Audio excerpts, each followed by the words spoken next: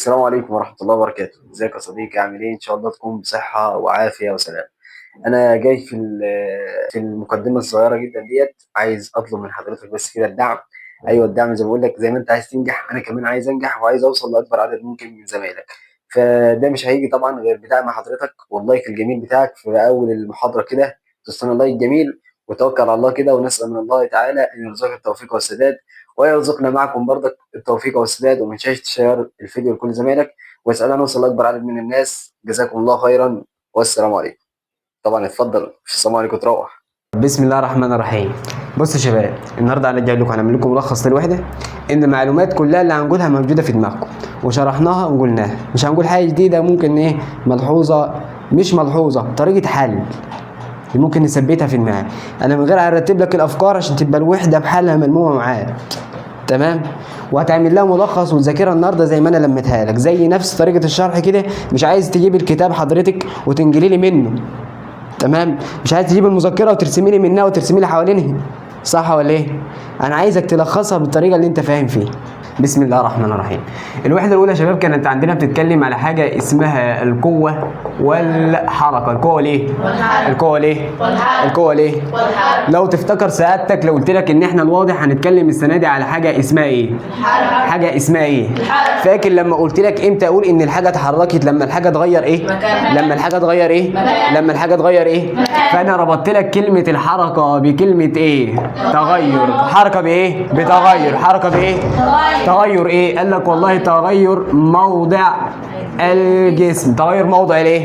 تغير موضع الايه؟ واحد ما بيفهمش قال لي يعني موضع، قلت له مكان. قال لي يعني جسم، قلت له اي حاجه بتلمسها وتشوفها. يعني جسم اي حاجه تلمسها وتشوفها، يعني بمعنى صح الجسم ده اي حاجه يا فندم ليها كتله وليها حجم. ليها كتله وليها حجم. ليها كتله وليها حجم. لو تفتكر سعادتك اللي انا خدتك ورحنا للجسم وقلنا ان ليه كام حاله؟ متحرك وساكن. حالتين. ليه كام حاله؟ حالتين. رد على قد السؤال. ليه كام حاله؟ حالتين. حاله اسمها الجسم الساكن والجسم متحرك. جسم ساكن وجسم متحرك. معلش كده يا فندم، الجسم ساكن في حركه؟ لا في حركه. لا. طب بما انه مفيش حركه يبقى في تغير؟ لا. في تغير. لا. فساكن مفيش تغير، لكن متحرك. بما انه متحرك اذا في تغير. حركه، اذا في حركة. وبما ان في حركه لازم يبقى في ايه؟ تغير. لازم يبقى في ايه؟ تغير. كلام جميل. فلما الراجل جه عرفني الجسم الساكن قال هو الجسم الذي لا ايه؟ يغير موضعه. لا يغير موضعه. لا يغير موضعه. لا يغير موضعه. اما الجسم المتحرك ده الجسم اللي بيغير ايه؟ موضعه. الجسم اللي بيغير ايه؟ موضعه. في مشكله لحد دلوقتي؟ بعد كده يا فندم انتقلنا مع بعض وقلنا ان احنا عندنا حاجه اسمها الحركه. في منها نوعين. في منها كم نوع؟ نوعين. في منها كم نوع؟ نوعين. لو تفتكر كان عندنا حركه اسمها الحركه الدوريه، والتانيه كان اسمها انتقال. ليه؟ دوريه وانتقال. ليه؟ دوريه وانتقال. ليه؟ قال في امتحان قبل كده من امثله الحركه، ما قالش من امثله الحركه الانتقاليه. الحركه في اتجاه واحد. الحركه الدوريه والانتقاليه دوريه فقط، انتقاليه فقط. فمن امثله الحركه دوريه وانتقال. ليه؟ دوريه وايه؟ وانتقاليه. طيب لو تفتكر كده ان الدوريه ده الجسم كان بيعود لموضع البدايه تاني، فلما كنت بقول لك موضع البدايه هو موضع النهايه. موضع البدايه هو موضع النهايه. لكن انتقاليه من اسمها الجسم كان بينتقل من نقطه لنقطه تانيه. حصل؟ كلام جميل. قلنا الدوريه كانت عندي زي الحركه الاهتزازيه وحاجه تانية اسمها الموج.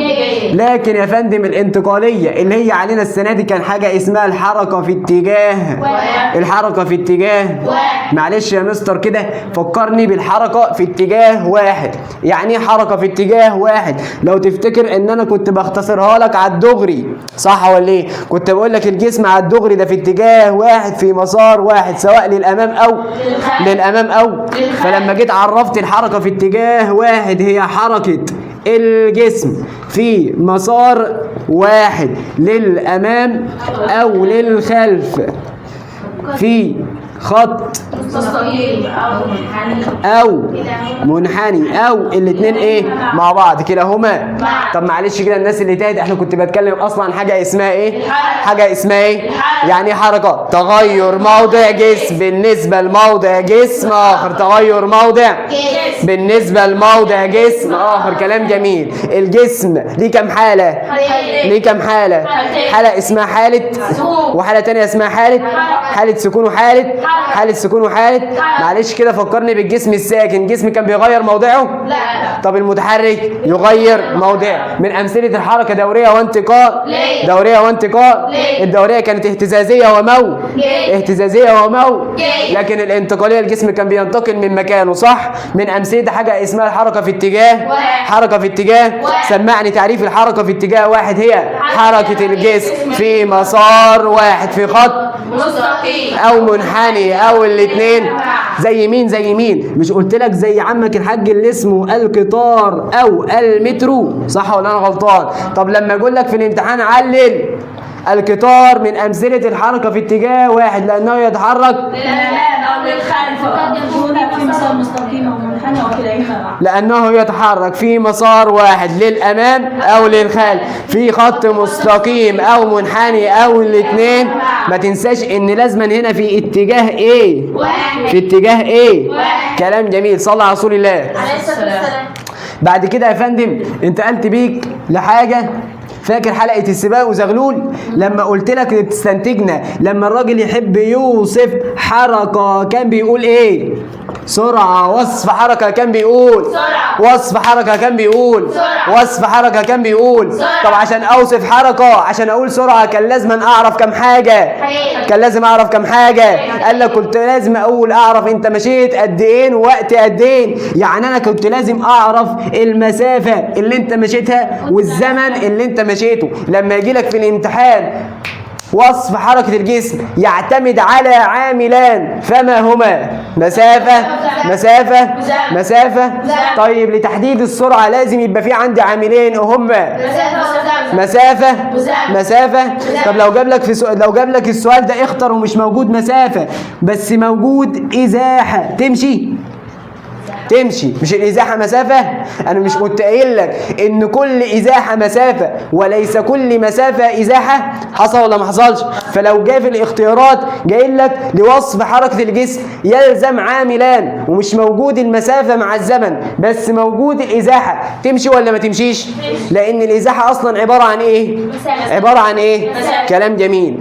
بعد كده يا فندم جينا اتكلمنا على حاجه اسمها السرعه. معلش يا مستر، السرعة دي العلماء أطلقوا مصطلح السرعة ليه؟ قالوا إن إحنا عندنا السرعة ليه؟ عشان إيه؟ وصف حركة يعني مصطلح السرعة يطلق عشان وصف حركة. أهمية السرعة هي وصف حركة الجسم. العلماء اخترعوا مصطلح السرعة عشان وصف حركة الجسم. فهمني كده معلش تعريف السرعة. كنت بقول هي المعدل الزمني للتغير في المسافة، أو التعريف الثاني هي المسافة المقطوعة خلال وحدة ايه؟ معلش كده يا دكتور، السرعة دي كانت بتعتمد على كم عامل؟ ايه هما؟ مسافة وزمن. المسافة وزمن. مع علاقتها مع المسافة علاقة، تطبيقية. لكن الزمن علاقة عكسية. فكرني كده العلاقة بينها وبين المسافة كانت علاقة ايه؟ تطبيقية. لكن الزمن كانت علاقة ايه؟ يعني طردية، زيك زيه وزي ما يحصل فيك هيحصل فيا. يعني لو المسافة زادت السرعة، هتزيد. لو المسافة قلت السرعة. هتقل. طيب الزمن لو زاد السرعة. هتزيد. لو الحمار براس عجل اللي قال لو الزمن زاد السرعة تزيد، ده بينهم علاقة عكسية، وعكس ما يحصل فيك هيحصل بينها وبين الزمن علاقة ايه؟ عكسية. طيب فكرني كده لو الزمن زاد السرعة هيحصل لها ايه؟ هتقل. طيب لو الزمن قل السرعة هتزيد. السرعة ايه؟ هتزيد. تمام. طب فكرني كده بقانون السرعة. كنت بقول السرعة بتساوي ايه يا ولد؟ مسافة على زمن. السرعة بتساوي ايه؟ مسافة على زمن. السرعة بتساوي ايه؟ مسافة على زمن. تمام. فكرني كده السرعة كان لها حاجة اسمها أنواع إيه؟ انواع ايه؟ سرعة. كم نوع؟ ثلاثة. كم نوع؟ كم نوع؟ كم نوع؟ ايه هما؟ سرعة منتظمة، سرعة غير متوسطة.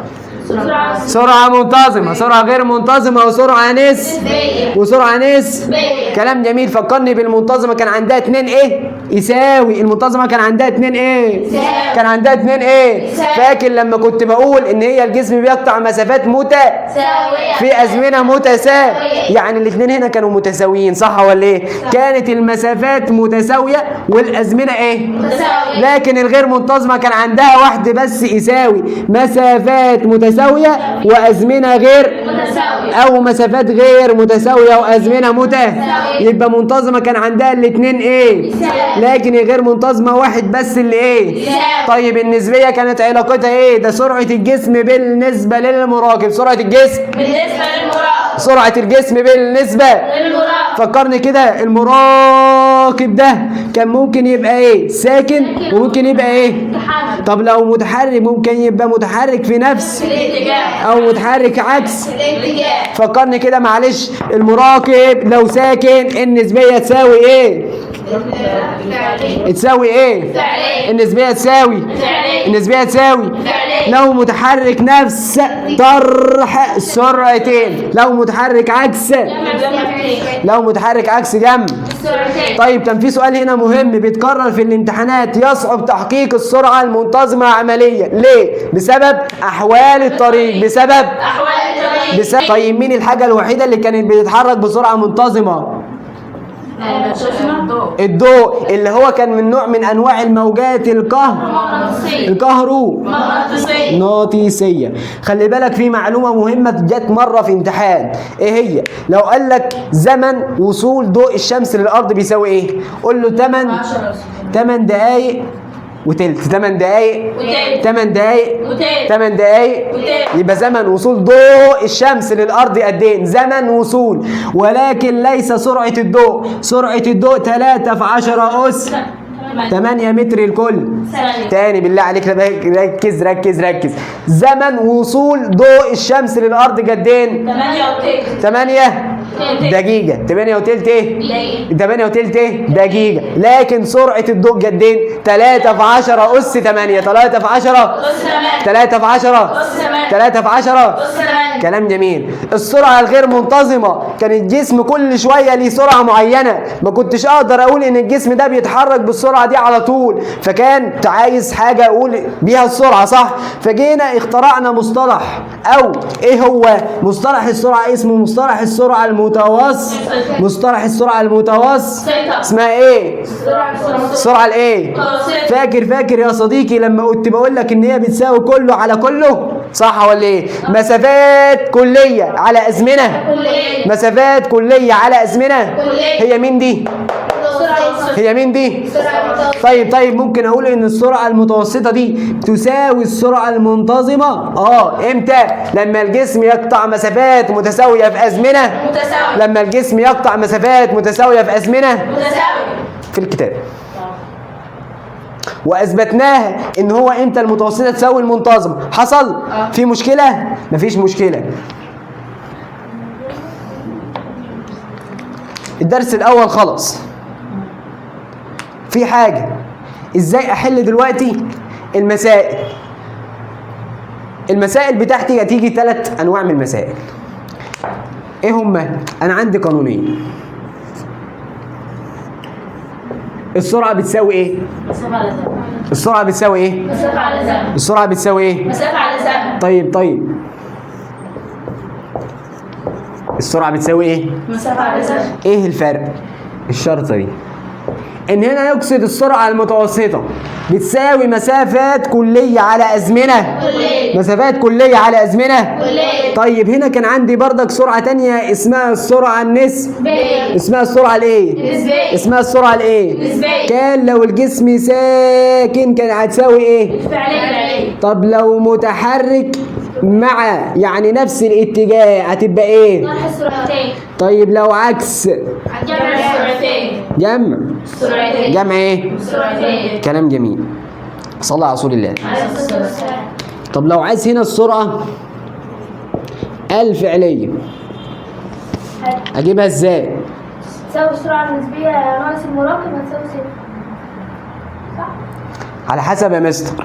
لو هو متحرك مع في نفس الاتجاه كنت بعمل ايه؟ لا، النسبية هنا النسبية هتساوي فعلية ناقص مين؟ المراقب. انا دلوقتي عايز مين؟ فعليا. فاودي المراقب بعكس، الإشارة. فهنا هتساوي نسبية زائد المراقب. حصل. طب يا مستر لو كان عايز هنا سرعة المراقب وبرضك متحرك نفس الاتجاه كان عايز مين هنا؟ المراقب. عايز مين؟ هتقول له الفعلية ناقص النسبية. فعلية ناقص ايه؟ النسبية. فعلية ناقص ايه؟ نسبية. طيب لو كده كان مع. طب لو كان عكس كان عايز فعلية هتقول له نسبية ناقص المراقب. طب لو كان عايز المراقب فعلية زائد مين؟ مفهوم؟ مفهوم؟ المسائل دي ادي القوانين اللي هتستخدمها. تحدد اول حاجة المطلوب اللي هو عايزه من حضرتك. هو عايز ايه مني؟ عايز زمن يبقى اقسم مسافة على سرعة. عايز مسافة اضرب زمن بسرعة. اضرب زمن. بسرعة. طيب كلام جميل. السرعه النسبيه لازم تبقى واخد بال حضرتك زي الامتحان اللي فات والناس اللي غلطت فيه. هو متحرك مع يعني نفس الاتجاه ولا متحرك عكس الاتجاه؟ لازم اخد بالي المطلوب. القوانين مش ياما اكتب القانون. طب بيتكلم على السرعه النسبيه انا كنت بقول لك اعمل كده. اكتب جسم مع وعكس ساكن ومتحرك ويطلع معطيات اللي هو عطاها لك على جنب وبعد كده ابدأ حل في المسألة بتاعت حضرتك. في حاجة كمان يا فندم، لو عطيلك سرعتين ويقول لك أيهما أكبر وأيهما أصغر لا تأخذ بالأرقام. لازم لازم لازم لازم لازم لازم لازم لازم توحد وحدات القياس. لازم إيه؟ لازم إيه؟ لازم إيه؟ بالله عليك عايز تسمعها عشان كله غلط فيها. لازم إيه؟ مش سامع. بقى لو هتقارن بين سرعتين لازم ايه؟ توحد وحدات القياس. لو هترتب سرعات لازم ايه؟ اول ما تخش على المسألة تقول لها السلام عليكم لازم تتأكد من وحدات ايه؟ لازم تتأكد من وحدات ايه؟ لو جايب لك مسألة اكمل او اختر وعايز منك تحسب سرعة في اخر النقط كده هتلاقيه كاتب لك الوحدة. ممكن هو يكون يعطيك المسافة بالمتر والزمن بالثانية بس هو عايز الناتج بوحدة الكيلومتر لكل ساعة. فلازم توحد وحدات الايه؟ لازم توحد وحدات الايه؟ يا مستر فكرني كده بوحدات القياس معلش. كان عندي 3 كميات، حاجة اسمها المسافة وحاجة تانية اسمها الزمن. كنت بقسم مسافة على زمن بيديني ايه؟ سرعة. فكروني بوحدات المسافة كانت ايه؟ سنتيمتر.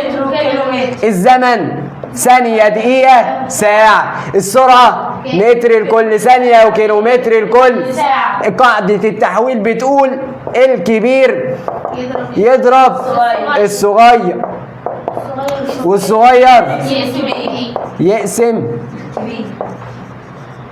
للكبير.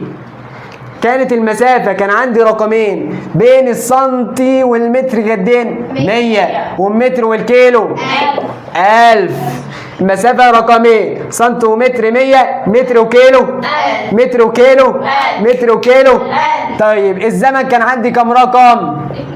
1 اللي هو كام؟ 60. السرعة كم رقم؟ 1 اللي هو 5 على 5 على 5 على. الناس اللي كانت عايزة تحفظ رقمين السرعة لو انت مش عايز هنا تقسم وانت بتحول من الصغير للكبير حولها لضرب واقلب الرقم خليها 18 على كام؟ 18 على كام؟ لك حرية الاختيار. انا عن نفسي بستخدم رقم 1. عرفنا وحدات القياس، في مشكلة فيها؟ الدرس الاول يا فندم خلص. في نقطة بقى انا عايز اكد عليه. بص يا فندم، لو جاب لك مسألة في الامتحان زاد للضعف قل للنصف زاد 4 أمثال زاد 200 قل حصل له عفريت اتقلب عفريته اكتب القانون مرتين. اكتب القانون كم مرة؟ مرتين. اكتب القانون كم مرة؟ مرتين. اهو والله السرعة بتساوي مسافة على زمن، وده الأساس بتاعي. دلوقتي قال لك المسافة زادت الضعف، المسافة زادت لقدين؟ بالضعف. كتبت القانون أول مرة السرعة بتساوي مسافة. على زمن. طيب لما المسافة دي بقى تزيد للضعف هيبقى 2 ف على 2 ف على زين. 2 ف على زين. ف على زين هنا زي ف على زين هنا، فاضل معايا قد ايه؟ يعني السرعة هنا هتساوي كام؟ 2 ايه؟ 2 عين. 2 ايه؟ عين. لأن ف على زين لوحدها بتساوي ايه؟ أنا بشيل ف على زين دي وأحط بدلها عين.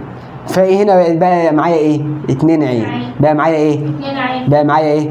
الأبلة مش فاهمة، ركزي معايا هنا. صلى على رسول الله، صلى على النبي. طب لما يقول لحضرتك المسافة زادت 4 أمثال والزمن زاد للضعف، ايه اللي هيحصل؟ هتشيل ده برضه ونيجي كاتب هنا ايه؟ سرعة. 4 الاتنين فيها قد ايه؟ فيها قد ايه؟ يعني السرعة هنا حصل لها ايه؟ زادت ليه؟ زادت ليه؟ زادت ليه؟ ما 4 الاتنين فيها الاتنين فزادت ليه؟ بالضعف. طيب في سهل هتحله من غير ما تكتب القانون مرتين، طب في صعب انت مش هتعرف تحله او هتحله وهتتلخبط فيه. اصل هتلاقيه جايب لك في الاختيارات السرعة كلت للنصف، السرعة زادت 4 أمثال، السرعة زادت للضعف. انت ال3 اختيارات كل واحد ليه تفكير معين هيطلع حاجه معينه. نضمن نفسي من ايه ما نغلطش. نكتب القانون كم مره؟ مرتين. نكتب القانون كم مره؟ مرتين. صعب؟ لا. صعب؟ في مشاكل في الدرس ده؟ مفيش مشاكل في الدرس ده. لو جاب لك يا فندم ما معنى قولنا ان جسم قطع مسافه 10 متر خلال زمن قدره 2 ثانية، معناها ايه؟ الراجل المحترم ده قال لك في معنى قولنا ان، بالذات في الدرس الاول عطالك رقم مجمد فكه. طب فكه جميل. معنى قولنا أن. سؤال، ما معنى قولنا؟ لو عطيه رقم فكه بعمل ايه؟ بجمده. طب لو مجمد بفكه. مجمد بفك. فكه جمده، مجمد فكه. مش فاهم يا مستر؟ اعطيني هنا كام رقم؟ 10. رقمين صح. فكه اجمدهم ازاي؟ اجيب السرعه بتاعتهم، ده مسافه على زمن. 10 على 2 5 ايه؟ 5 متر. اي ان يا فندم الجسم ده يتحرك بسرعه 5 متر لكل ثانيه. طيب لو جاب لك ما معنى قولنا ان جسم يتحرك بسرعه 5 متر لكل ثانيه، معناها يا مستر ان الراجل ده بيقطع 5 متر في الثانيه الايه؟ واحد. في الثانيه الايه؟ واحد. فهو اعطيني سرعه اقول له قطع مسافه وزمن قدين، اعطاني مسافه وزمن اقول له قطع سرعه قدين. في مشكله؟ في مشكله؟ لا. طيب يا مستر سؤالي الوحيد اللي بيجي من الوحده الاولى في ما اهميه او اذكر استخدام، ايه هو؟ عندنا حاجه اسمها عداد. عداد ايه؟ السرعة. اهميته ايه؟ استخدامه ايه؟ معرفة السرعة معرفة السرعة ايه؟ مباشرة. معرفة السرعة ايه؟ مباشرة. معرفة السرعة ايه؟ مباشرة. كلام جميل. طب لو قال لك علل تزود السيارات بعداد السرعة لمعرفة ايه؟ لمعرفة السرعة مباشرة. لمعرفة السرعة ايه؟ مباشرة. اتكرر اكتر من مرة في الامتحانات، اكتر من مرة في الامتحانات. السؤال الوحيد من الوحدة الاولى اللي بيجي في ما اهمية عداد السرعة. اهميته ايه؟ استخدام السرعة ايه؟ السرعة مباشرة. استخدام السرعة ايه؟ مباشرة. طيب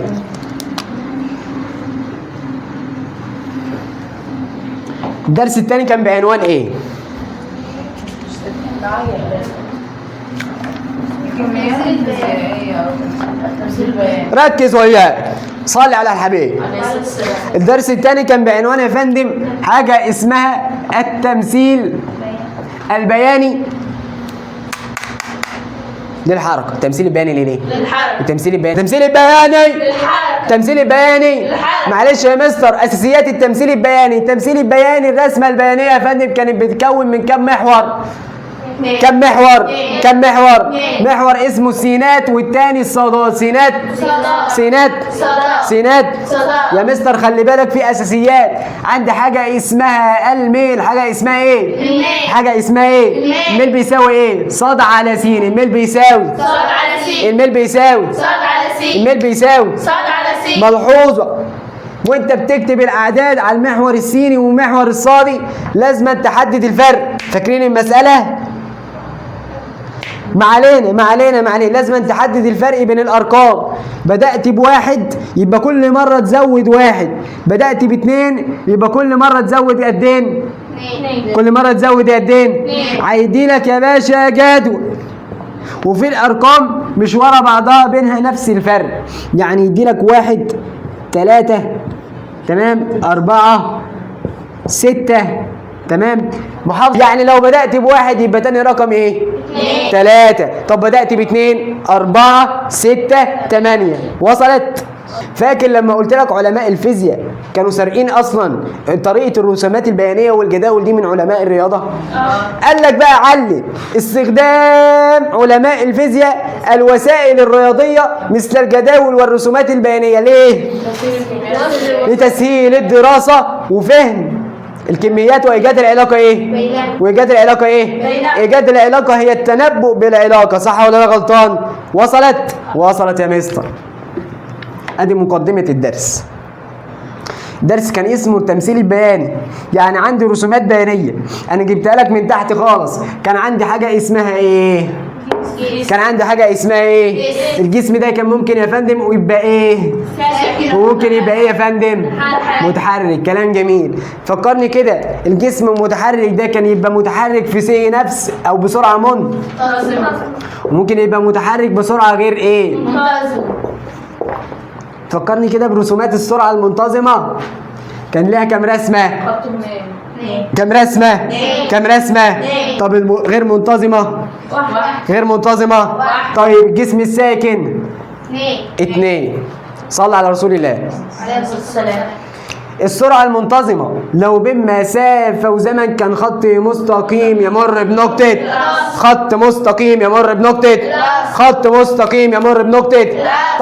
طيب لو كان بين سرعة وزمن منتظمة كنا بنقوله ان المنتظمة مالها خط مستقيم يوازي محور السينات.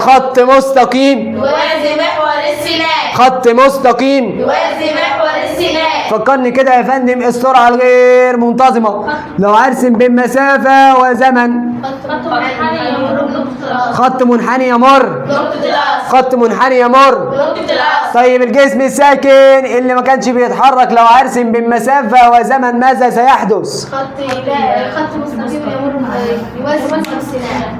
ساكن مسافة وزمن مستقيم يوازي محور السينات اللي هو محور الزمن اللي هو محور. طيب فكرني كده، لو هرسم بين سرعة وزمن يا صديقي ماذا سيحدث؟ متطابق على السينات اللي هو متطابق على محور الزمن. متطابق على محور ايه؟ فهمني يا مستر العلاقة دي. اصل هو ساكن مفيش حركة، فالسرعة اصلا بكام؟ صفر. السرعة بكام؟ طب هنا يا مستر ليه؟ ما هو ساكن ما قطعش مسافة، ما ممكن يكون ماشي 5 متر وواقف عندهم، صح ولا ايه؟ فهو الجسم واقف عند 5 متر، ما زادتش المسافة ولا قلت، صح ولا ايه؟ كلام جميل. وصلت؟ في حاجة هنا مش مفهومة؟ في أي رسمة مش مفهومة؟ بالله عليك يا راجل ركز بالكلام المكتوب على المحاور. طيب كان في حاجة تانية ولا خليها دلوقتي؟ بعد ما خلصنا الجزء ده جينا اتكلمنا على حاجة تانية اسمها العجلة. اسمها ايش؟ قلت فاكر لما قلت لك الجسم يتحرك بسرعة غير منتظمة، معناها ان هو يا فندم كان بيتحرك بحاجة اسمها الحركة المعجلة. الحركة العجلة. الحركة ليه يالا؟ الحركة ايه؟ يعني ايه حركة معجلة؟ حركة الجسم عندما تتغير سرعته، يبقى هي حركة الجسم عندما تتغير يا مستر فكرني كده أصلا يعني إيه عجلة؟ مفهوم العجلة، أول ما أسمع كلمة عجلة يجي في بالي إيه؟ إن حصل تغير في السرعة. حصل تغير. فافهم من كلمة عجلة إن أنا عندي تغير في السرعة. طب يعني ايه عجلة؟ يبقى هي المعدل الزمني للتغير في السرعة. او السرعه المقطوعه خلال وحده الزمن. العجله اللي دلوقتي ليها كام تعريف؟ 2. ايه هما؟ معدل الزمني للتغير في السرعه او السرعه المقطوعه خلال وحده. الزمن. كلام جميل، ركز معايا كده. تمام. طيب فكرني كده بقانون العجله. دلتا عين على دلتا. دلتا عين على زين. دلتا عين على زين. دلتا عين. على زين. ما جاتش الابله اللي كانت بيقول السرعه، ما قالناش العجله بتتحسب ازاي. العجله بتتحسب ازاي؟ دلتا عين على زين. دلتا عين على زين. دلتا عين على زين. معناها ايه ده؟ تغير. معناها ايه؟ تغير. يعني 2 ناقص 1. 2 ناقص واحد. 2 ناقص واحد. معناها إيه؟ دلتا عين يعني السرعة التانية ناقص السرعة الأولانية. النهائية ناقص الابتداء. إيه. النهائية ناقص الابتداء. إيه. كلام جميل. صلى على حبيب السلام. عليه الصلاة والسلام. يبقى احنا قلنا السرعة العجلة اللي هي كان منظورها بالرمز. العجلة اللي منظورها بالرمز جيم. كانت بتساوي دلتا عين على زين. دلتا عين على زين. دلتا عين على. زين. فكرني كده يا فندم بقانون الدلتا عين كان بيساوي عين 2 ناقص عين 1. على زين. على. زين. كلام جميل. صلى على حبيب. على السلام. لو الراجل المحترم هنا طلب زمن اعمل ايه؟ هتبقى دلتا عين على جي. طلب زمن يبقى دلتا عين على جي. دلتا عين على. ي. طيب معلش كده لو طلب دلتا عين كنت بقول له ايه؟ جيم في زين. كنت بقول له ايه؟ جيم زين. جيم في زين. دلتا عين ديت خلي بالك جواها ايه؟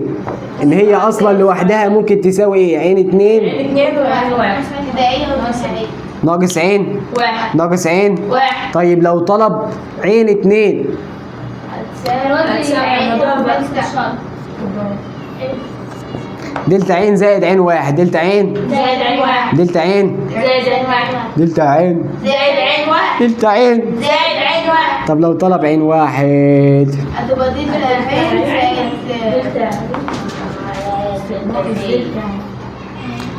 عين 2 ناقص دلتا عين. عين 2 ناقص دلتا عين. عين 2. ناقص دلتا عين. خلي بالك انا ممكن اشيل دلتا عين واحط بدلها. جيم في زين. ممكن اشيل دلتا عين واحط بدلها. جيم في زين. فمبقى عين 2 بتساوي ج في زين زائد عين 1. نايمين ليه؟ دلتا عين بتساوي ايه؟ جيم في زين. دلتا عين بتساوي ايه؟ جيم في زين. دلتا عين بتساوي ايه؟ جيم في زين. دلتا عين بتساوي ايه؟ جيم في زين. طيب عين 2 دلتا عين زائد عين 1. عين 2 دلتا عين زائد عين 1. عين 2 دلتا عين زائد عين 1. عين 1 عين 2 زائد دلتا عين دلتا عين. عين 1 عين 2 ناقص دلتا عين. عين يعني عين 2 ناقص دلتا عين. وصلت؟ خلي بالك ان دلتا عين بتساوي ايه؟ جيم في زين. دلتا عين بتساوي ايه؟ جيم في زين. يا مستر نعم. وحدة قياس العجلة ايه؟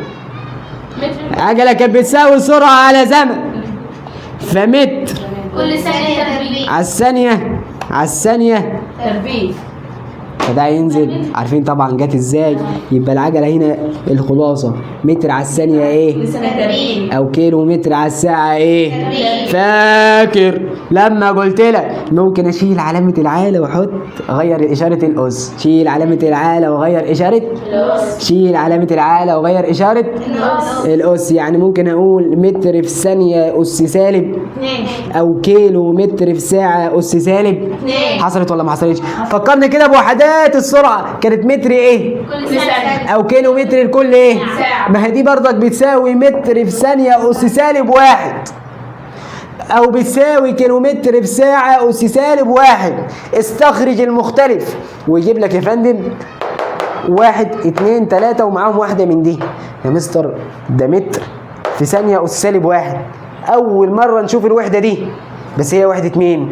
السرعة. وحدة مين؟ السرعة. ليه؟ شيل علامة العلى غير إشارة الأس. غير إشارة الأس. شيل علامة على غير إشارة. فخلي بالك أنا دلوقتي قلت إن السرعة وحدتها متر على ساعة. أو كيلو متر على. ساعة. بص يا دكتور، لو انا دلوقتي قلت لك متر في ثانيه اس سالب واحد، دي بتساوي دي بتساوي ايه؟ دي بتساوي ايه؟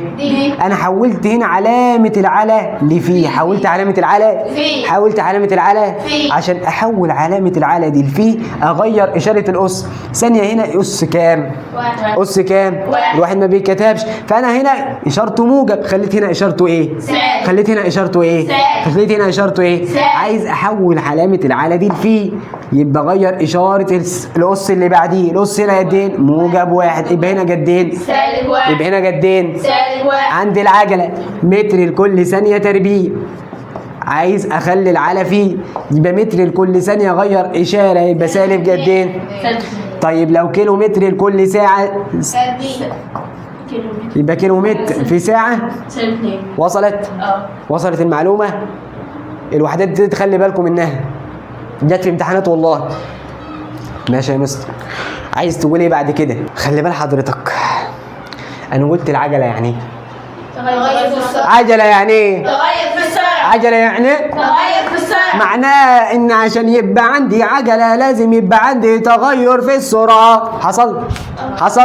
فلو قال لك جسمي يتحرك بسرعه منتظمه، المنتظمه ثابته ما فيهاش تغير، عجله بصفر. المنتظمه ثابتة ما فيهاش تغير، عجلة بصفر. المنتظمه ثابته ما فيهاش تغير، عجله بصفر. كلام جميل. ولا لو قال لك الجسم بدأ حركته من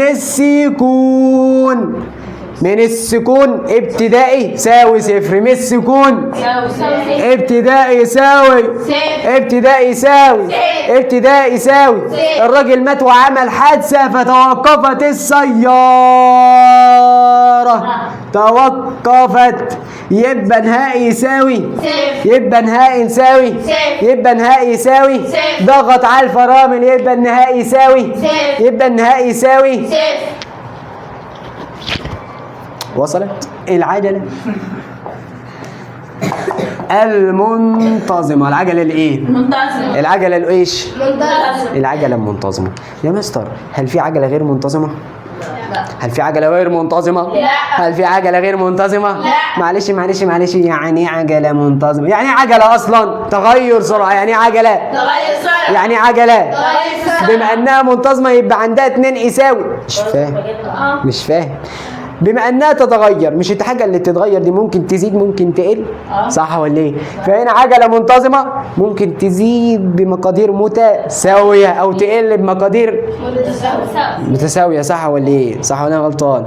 يعني هنا ممكن السرعه تتغير، السرعه اللي هي تزداد بمقادير متساويه في ازمنه متساويه، او السرعه تقل بمقادير متساويه في ازمنه غير في ازمنه ايه؟ متساويه. الاثنين ايه؟ يساوي. خلي بالك يا فندم، العجله في منها، انا اسف، العجله في منها كم نوع؟ في منها كم نوع؟ ايه هم؟ موجبه سالب، والموجبه تزايديه، اما السالبه تناقصيه. يعني ايه موجبه تزايديه؟ معناها ان السرعه هنا بتتغير فانها بتزداد، لكن السالبه انها بتتناقص، انها بتقل، انها ايه؟ يا مستر امتى تبقى موجبه تزايديه؟ يا محترم، لما تبقى عين 2 اكبر من عين 1. عين 2 اكبر من عين 1. عين 2 اكبر من عين 1. لما تبقى سالبه تناقصيه عين 1 اكبر من عين 1 اكبر من عين 1 اكبر من عين. كلام جميل، صلى على النبي. سالبة تناقصية يبقى الابتدائية أكبر من النهائية. الابتدائية أكبر من النهائية. يا فندم تناقصت السرعة، ضغط على الفرامل، فمعناها إن ده هي قلت. ممكن تبقى بصفر، تبقى رقم، أهم حاجة إن هي أقل من ده إيه، فالعيل هتطلع إيه؟ العيل هتطلع إيه؟ العيل هتطلع إيه؟ أكيد لما يطلب عجلة يا فندم والعجلة هنا نوعها تناقصية، معناها يا فندم إن سرعة الجسم بتتغير، ان هي بتتناقص، فاكيد العجله هتطلع بجدين. العجله هتطلع جدين. طيب يا مستر، التزايديه رسمتها ايه؟ سرعه وزمن، خط مستقيم يمر بنقطه السالبه، سرعه وزمن، خط مستقيم لا يمر بنقطة. لا. لاحظ لاحظ لاحظ لاحظ.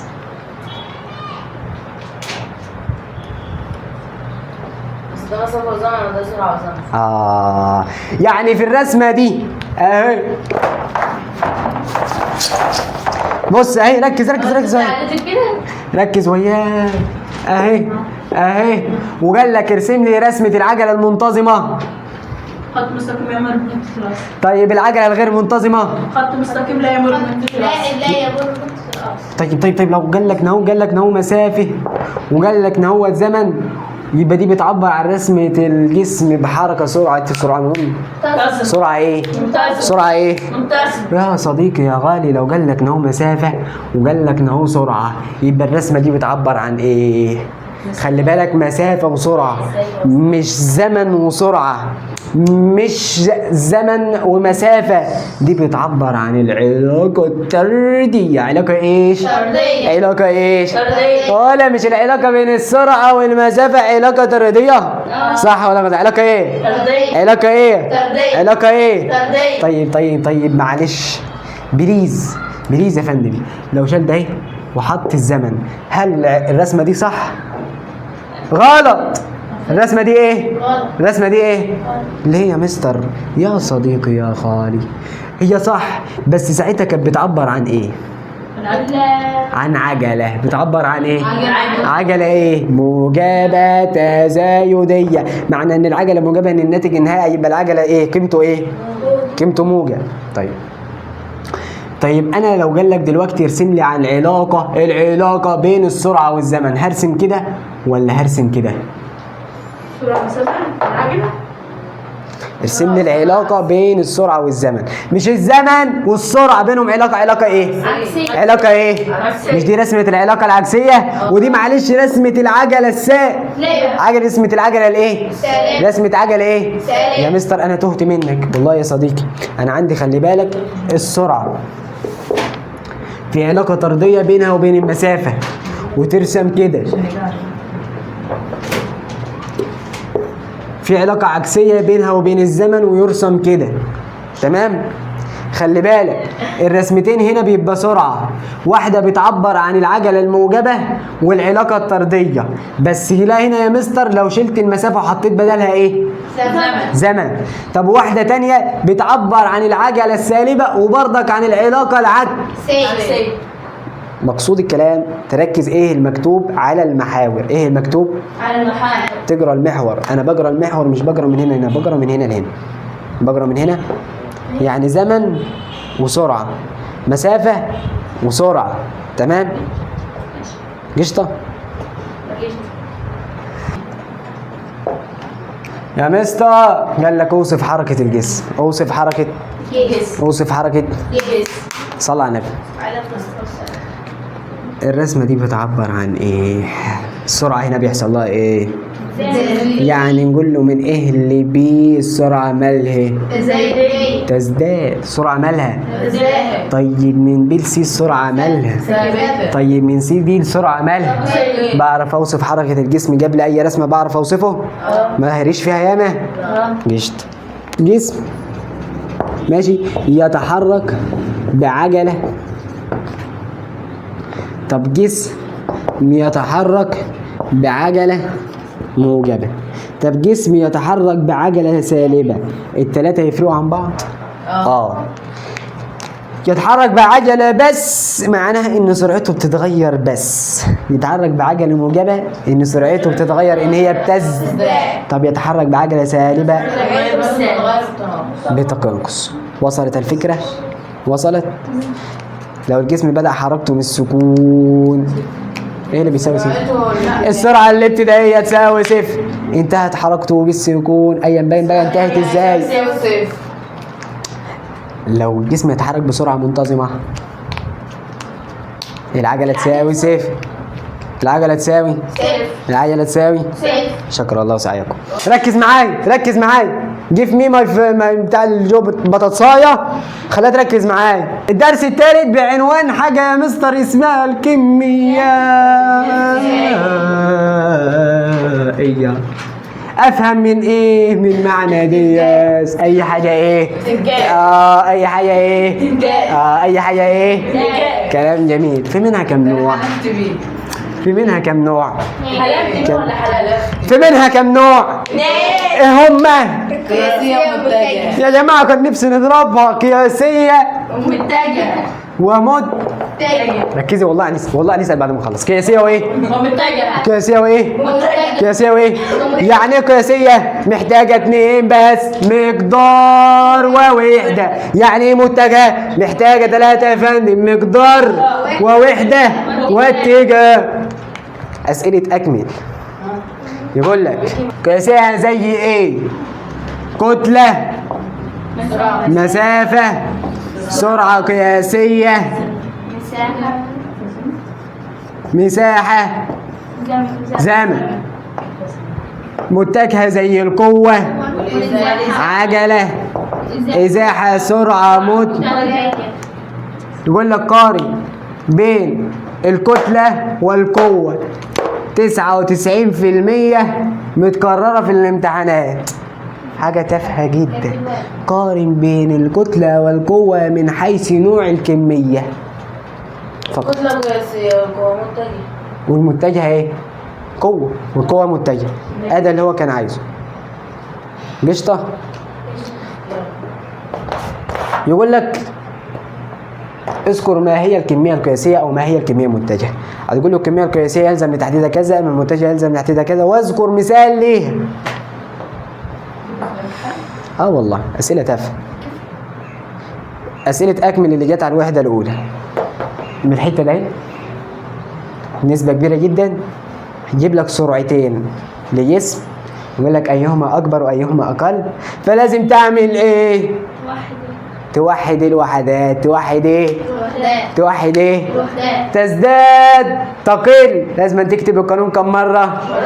هذه أسئلة أكمل اللي هتيجي على الوحدة دي. حاجة من الثلاثة أو من أنواع السرعة. حاجات بقى إيه التافهة التانية. الدرس ده بعد كده كان بيفرق لي بين كميات. كان الراجل كان عايز يفرق لي بين كمية اسمها المسافة والتانية اسمها الإزاحة. وتاني باقي حاجة اسمها السرعة المتجهة والسرعة القياس.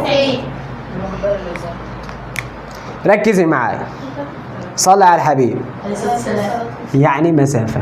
كنت بقول مسافة بيلف وبيدور ومش بيوصل على طول. يعني ايه؟ الراجل هنا ليه عدة اتجاهات، ليه عدة اتجاهات. ما عندوش اتجاه ثابت. ما عندوش اتجاه ايه؟ ثابت. كلام جميل. فلما جه عرف لي المسافة قال لك هي المسار الفعلي الذي يسلكه الجسم من البداية للنهاية وملهوش اتجاه ثابت. ملوش اتجاه ايه؟ ثابت. لكن ازاحة شوف قال لك ايه؟ هي المسافة. هي ايه؟ التي قطعها الجسم من البداية للنهاية في اتجاه واحد ثابت. في اتجاه واحد ثابت. مسافة مفيش اتجاه. إزاحة في اتجاه. يا غالي كل إزاحة مسافة وليس كل مسافة إزاحة. تاني بالله عليك الجملة دي كده. كل إزاحة مسافة وليس كل مسافة إزاحة. قشطة. الاتنين من الأطوال. الاتنين من ايش؟ الأطوال. الاتنين من ايش؟ الأطوال. الفرق ان دي كمية قياسية سيئة. لكن دي كمية متجهة. دي محتاجة 2 مقدار ووحدة، دي محتاجة 3 مقدار ووحدة واتجاه. الاتنين بيقاسوا خلي بالك بنفس الوحدات، متر، سنتي، كيلو متر. من الكبير بيضرب الصغير والصغير بيقسم من الكبير. وبرضك في الإزاحة لازم تركز على الوحد. بين المتر والسنتي 100 والكيلو متر ايه ده؟ 1000. فاهميني انتوا طبعا. كام 1000. تمام. قشطه. في حاجه اسمه مقدار الازاحه. يعني ايه؟ قال لك الازاحه دي المسافه من البدايه للنهايه في خط مستقيم. مقدار الازاحه طول اقصر خط مستقيم من البدايه ايه؟ يبقى مقدار الازاحه هي ايه؟ طول اقصر خط مستقيم من البدايه للنهايه. طول أقصر خط مستقيم من البداية للنهاية. والله انتوا هتنيموني. يبقى مقدار الازاحه طول اقصر خط من البدايه. من البداية للنهاية. بالله عليك الازاحه كان لها اتجاه واحد ايه؟ بس. ثابت، اتجاه واحد ايه؟ ثابت. لكن المسافه عده اتجاهات، عده ايه؟ اتجاهات. كل مسافه ازاحه، وليس. لا كل مسافه ازاحه. مسافة وليس. كل إزاحة وليس كلام كل ازاحه مسافه وليس كل مسافه ازاحه. يا مستر عايز افرق بين السرعه المتجهه والسرعه القياسيه. المتجه ازاحه على الزمن، اما القياسيه مسافه على زمن. السرعه المتجهه ازاحه على ايه؟ لكن القياسيه مسافه على ايه؟ ايه اللي يفرق بين دي وبين دي؟ ان ديت ايه؟ ازاحه على زمن وهنا مسافه على. يا فندم السرعه ده مسافه مقطوعه خلال وحده الزمن، يبقى نقول دي ازاحه مقطوعه خلال وحده الزمن. معدل الزمن للتغير في المسافه، معدل الزمن للتغير في الازاحه متر على الثانيه، متر على الثانيه، بس هنا بزود اتجاه. وصلت؟ فرق هنا ان ديت بتزود الايه؟ هنا بتكتب الاتجاه. لا خلي بالك ان اتجاه ده اهي هو اتجاه ده اهي، اتجاه السرعه هو اتجاه الازاحه، اتجاه السرعه هو اتجاه. طيب امتى يا مستر المسافه تساوي السرعه والازاحه تساوي السرعه؟ لما الزمن يبقى بواحد. لما الزمن يبقى بواحد. لما الزمن يبقى بواحد. معلش يا مستر السرعه بتساوي ف على زين. امتى دي بتساوي دي؟ لما ده يبقى بواحد. بتساوي ازاحه امتى ده تساوي الازاحه؟ لما الزمن يبقى بايه؟ لما الزمن يبقى بايه؟ يساوي واحد. فاضل معلومتين في الدرس ده. اول معلومه تقول ان الفهد هو أسرع حيوان. اللي اسمه الشيتا اسرع حيوان، سرعته بتصل ل 27 متر في الثانيه. المعلومة الثانية بتقول لو أنت متحرك مع اتجاه الرياح، مع اتجاه إيه؟ الرياح السرعة بتزيد. تزيد، زمن الرحلة يقل، كمية الوقود تقل. العكس بقى. عكس الاتجاه السرعة السرعة بتقل تقل، الزمن يزيد، الوقود. الوقود مرة فلاح ومرة الوقود ايش؟ يزيد. حتة ده اهي مهم والله تكررت في الامتحانات. والله حتة الهايفة، حتة الهايفة ده اهي تكررت في الامتحانات. القبطان مش عارف اندوريه حسونه كان يسير بطيارته بين السحاب وكان اتجاه الرياح مضاد له، يعني متحرك عكسه. فايه اللي هيحصل هنا؟ سرعة تقل، زمن يزيد، ووقود يزيد. وفلوس بتزيد. مخلوصات الدرس التالي. أول ملحوظة تقول لو عايز مسافة، اجمع كل لو عايز مسافة، لو عايز مسافة، شافة. طب لو عايز إزاحة ارسم خط مستقيم. ارسم خط من البداية للنهاية في آخره سنة. عايز مسافة اجمع كل المسافة. عايز إزاحة ارسم خط مستقيم من البداية للنهاية في آخره جشت. خلي بالك الراجل المحترم لو عايز سرعة قياسية هتقول له بتساوي مسافة. زمن. طب لو عايز سرعة متجهة زحة على زمن. خلي بالك اتجاه الإزاحة هو اتجاه السرعة يعني السرعة المتجهة تساوي الإزاحة في إيه؟ الاتجاه. تساوي الإزاحة في إيه؟ الاتجاه. خلي بالك من 3 ملحوظات الناس اتدربت عليها. إزاحة بتساوي أكبر تساوي المسافة. إمتى المسافة أكبر من الإزاحة؟ إمتى الإزاحة تساوي صفر؟ دكتورة إيمان الإزاحة تساوي المسافة عندما يتحرك الجسم في خط مستقيم وفي اتجاه واحد. المسافة أكبر من الإزاحة، ده دايما لما الراجل يتحرك في خط إيه؟ في مسار إيه؟ منحني. إزاحة تساوي صفر لما نقطة اللي هي لو عاد للبداية. إزاحته تساوي إزاحته تساوي بالله عليك قول كده 3 ملحوظات. المسافة تساوي إزاحة إمتى؟ لو تحرك في خط. طيب المسافة أكبر من الإزاحة لو مشى في خط منحني. إمتى الإزاحة تساوي صفر؟ لو عاد لنقطة البداية. خلي بالك يا فندم صعوبة الدرس ده في حاجة واحدة، إن أنت تقدر تجيب الإزاحة. رخامته في إنك تقدر تجيب الإزاحة. تركزوا وياي. الراجل لو عايز إزاحة بعمل إيه؟ برسم خط مستقيم.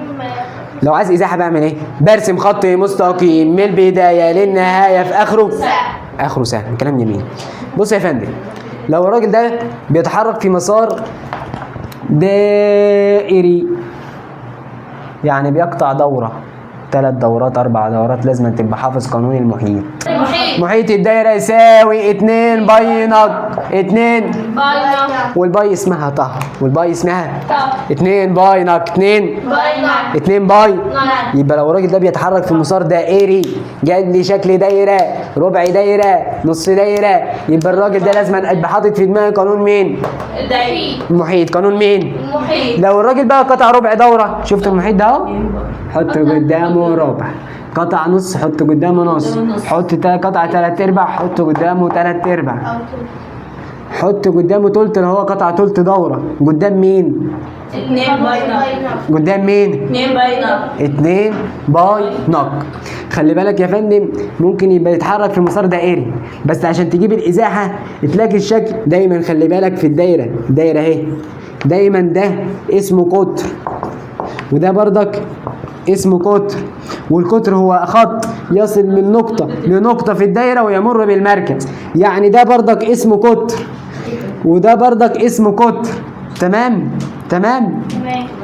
ملاحظين ده يساوي بعض، نق واحد والقطر واحد. تمام لحد هنا؟ ماشي. تمام. لو عطاني في الاخر شكل مثلث لازم تبقى رابع قانون فيثاغورس. ربع اجمع خد الجذر. خلي بالك حضرتك يا فندم لو مسألة صعبة او مش صعبة، هو الراجل عايزك تعمل حاجة واحدة بس عشان تجيب الإزاحة من شكل معين. هتجيبه ازاي؟ خلال يا باشا ان الضلع ده يوازي او يقابل الضلع ده فيساويه فيبقى ده قد ده، فترسم انت خط كده. هتطلع في الاخر معاك شكل مثلث فتجيبه من النقطة دي. ممكن انت دور حضرتك تعمل شكل مستطيل، والمستطيل كل ضلعين متقابلين متساويين. تعمل شكل مربع كل اضلاعه متساوية. صعبة؟ الملحوظات دي صعبة؟ جاب لك رسمة صعبة، حاول تطلع نفسك منها. تعمل شكل مستطيل، تعمل شكل مربع، تعمل شكل مثلث، تلاقي جزء من دايرة، تلاقي جزء. تمام؟ طبعا انت مش محتاج اقول لك اشترك في القناه وفعل الاشعارات عشان يوصلك كل فيديوهات حل المشكله، وما تنساش تشيرها لاصحابك.